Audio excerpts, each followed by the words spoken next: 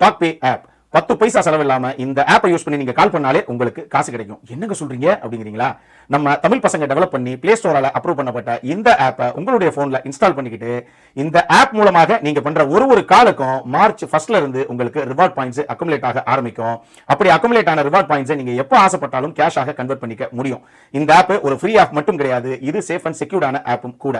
நீங்க வெறும் யூசராக இல்லாம ஒரு பிசினஸ் ஓனராக இருந்தீங்க, உங்களுடைய பிராண்டை இந்த ஆப்ல ப்ரோமோட் பண்ணணும் அப்படின்னு ஆசைப்பட்டீங்கன்னா கூட மேல விடப்பட்டுள்ள அந்த மெயில் ஐடிக்கு ஒரு மெயில தட்டுங்க. பிப்ரவரி 28 வரைக்கும் உங்களுடைய பிராண்டை இந்த ஆப்புக்குள்ளேயே நீங்க ஃப்ரீயாக ப்ரோமோட் பண்ணிக்க முடியும்.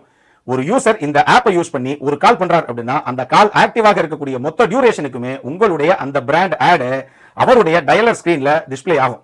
இதனாலேயே இனிமேல் உங்க பிராண்ட் ஒரு யூசருடைய கைக்குள்ளேயே நேரடியாக போய் சேர்ந்துரும். இந்த ஆப்புக்கான டவுன்லோட் லிங்கை நான் டிஸ்கிரிப்ஷன்ல விடுறேன். அப்புறம் என்ன, சட்டுன்னு டவுன்லோட தட்டுங்க, பட்டுன்னு உங்களுடைய வாழ்க்கையை அடுத்த கட்டத்துக்கு எடுத்துட்டு போங்க. தலைவரே, தேர்தல் வேற நெருங்கிட்டு இருக்கு தலைவரே. அதுக்கு வால் பெயிண்டிங் வேலையை ஆரம்பிச்சிடலாங்க. உங்ககிட்ட கொடுத்தா சரியா செய்வியா? தலைவரே, இது டிஜிட்டல் பெயிண்டிங். டிஜிட்டலா? ஆமா, சும்மா கலர்ஃபுல்லா creative ads and digital wall painting. மழை வெயிலுக்கு ஒண்ணுமே ஆகாது.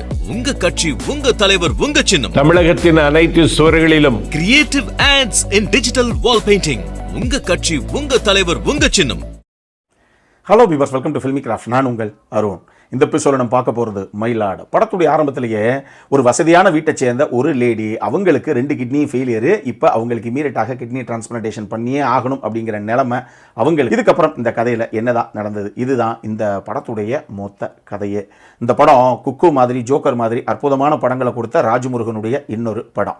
இந்த படம் பார்க்கும்போது ஜோக்கர் ஆகட்டும், தேன்னு சொல்லி ஒரு படம் வந்தது. இந்த படங்கள் எந்த அளவுக்கு ராவாக பதிவு பண்ணப்பட்டதோ, எப்படி பிரசன்ட் பண்ணப்பட்டதோ, கிட்டத்தட்ட அந்த மாதிரி அதே பாணியில் இன்னொரு படம் பார்க்கறதாகத்தான் எனக்கு ஒரு ஃபீல் வந்துச்சு இந்த படம் பார்க்கும்போதும். அதுலேயும் பணக்காரங்க ஏழைகளுடைய வறுமையை பயன்படுத்தி எப்படி அவங்கள பகடக்காய்களாக பயன்படுத்துகிறாங்க அப்படிங்கிற விஷயத்த இந்த படத்தில் ஒரு சில இடங்கள் ராஜமுருகன் ரொம்ப நல்லாவே பேசியிருக்காரு அப்படின்னு தான் நான் சொல்லுவேன். இந்த படத்துக்கு நீரவ் ஷா தான் சினிமோட்டோகிராஃபரு. ஆனால் என்னங்க சொல்கிறீங்க, இது நீரவ் ஷாவுடைய சினிமோட்டோகிராஃபியா அப்படின்னு நம்மளே புருவத்தை உயர்த்தி பார்க்குற அளவுக்கு ரொம்ப டோன் டவுன் பண்ணி ரொம்ப ராவாக அவர் கன்சியூவ் பண்ணியிருக்காப்புல. பொதுவாகவே நீரவ் ஷாவுடைய சினிமோட்டோகிராஃபி அப்படின்னாலே விஷுவல்ஸ் பயங்கர கிராண்டியராக ரிச்சாக இருக்கும் இல்லையா?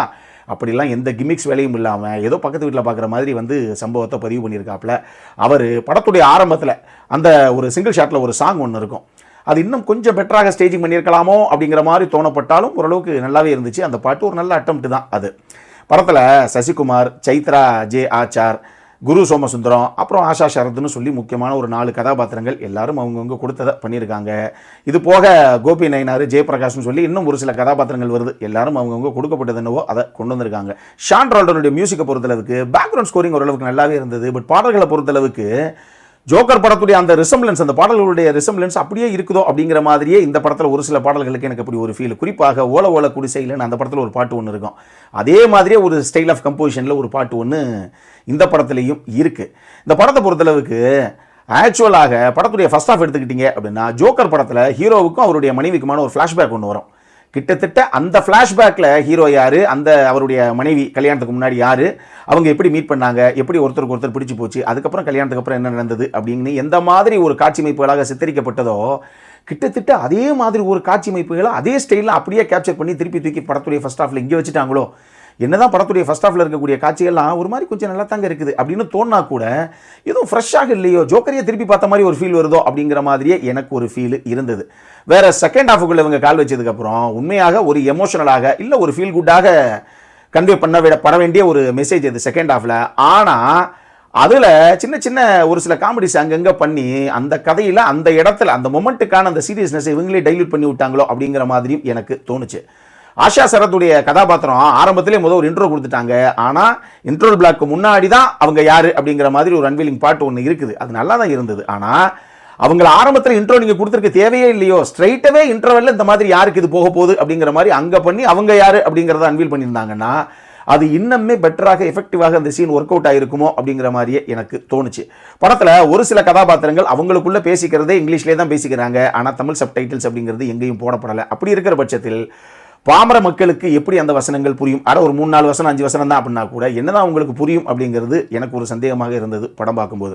சார், மினி பஸ் பாடல்கள்னு இருக்கும் யூடியூப்ல, அதை போட்டு விடுங்க அப்படிங்கிற அளவுக்கு தெளிவாக சொல்கிற சசிகுமார் காரில் இருக்க ஆடியோ சிஸ்டத்தை பார்த்துட்டு, சார் இதில் பாட்டு வருங்களா அப்படின்னு கேட்குற விஷயங்களாகட்டும், என்னதான் வாழ்க்கையில் மனிதாபிமானம் தாங்க முக்கியம் அப்படின்னு லேட்டர் பார்ட்டில் சசிகுமார் சொன்னால் கூட அப்போதுக்கு அவர் ஹாஸ்பிட்டலை விட்டு முன்னாடியே ஓடினார் அப்படிங்கிற ஒரு கேள்வியாகட்டும். ஏங்க இந்த ஆள்லாம் ஒரு ஆள்னு பொண்டாட்டியோட கிட்னியவே திருடி வித்திருக்காங்க அப்படின்னு ஒரு டாக்டர் பேசும்போது கூட சசிகுமார் ஏன் அதுக்கு பெருசாக ரியாக்ட் பண்ணாமல் அப்படியே நிற்கிறாரு அப்படிங்கிற விஷயமாகட்டும். ஜட்ஜாக வரக்கூடிய ஜெயபிரகாஷ் கதாபாத்திரம் எதுக்காக ஹீரோ ஹீரோயினை காப்பாற்றியே ஆகணுங்கிறதுக்காக கங்கணம் கட்டிட்டு இவ்வளோ தூரம் ஹெல்ப் பண்ணுது அப்படிங்கிறதுக்கான ஒரு காரணமாகட்டும். ஜெயபிரகாஷும் சரி, குரு சோமசுந்தரும் சரி, இவங்க 2 பேத்துக்கும் ஆஷா சரத்து மேல அப்படி என்ன வன்மம், எதுக்காக அந்த அம்மா இருந்தா என்ன செத்தா என்ன அப்படிங்கிற அளவுக்கு யோசிச்சு வன்மமாகவே எல்லா விஷயங்களையும் பண்றாங்களோ அப்படிங்கிற மாதிரி ஏன் அது அப்படிங்கிறதுக்கான காரணமாகட்டும்னு மைண்டில் படம் பார்க்கும்போது பல கேள்விகள் ஓடிக்கிட்டே இருக்குது பேக் ஆஃப் த மைண்டில். இதெல்லாம் கொஞ்சம் இன்னும் கன்வின்சிங்காக சொல்லியிருக்கலாம், இல்லை ஒரு சில இடங்களை கொஞ்சம் ப்ராப்பராக கரெக்ட் பண்ணியிருக்கலாமோ அப்படிங்கிற மாதிரியே எனக்கு தோணுச்சு. மொத்தமாக நம்மளை பொறுத்தளவுக்கு ஒரு ஆவரேஜான வாட்ச் தான் இந்த மயிலாட். அருள்கானன் இதில் எதுவும் கிடையாது, இது ஃபேமிலியோட பார்க்கக்கூடிய படம் தான். இந்த படம் இப்போ தியேட்டர்ஸில் வெளியாயிருக்கு. அப்புறம் என்ன, இதே மாதிரி இன்னொரு வீடியோவோட அடுத்த முறை உங்களை சந்திக்கிற வரைக்கும் இட்ஸ் அருண் சைனிங் ஆஃப்.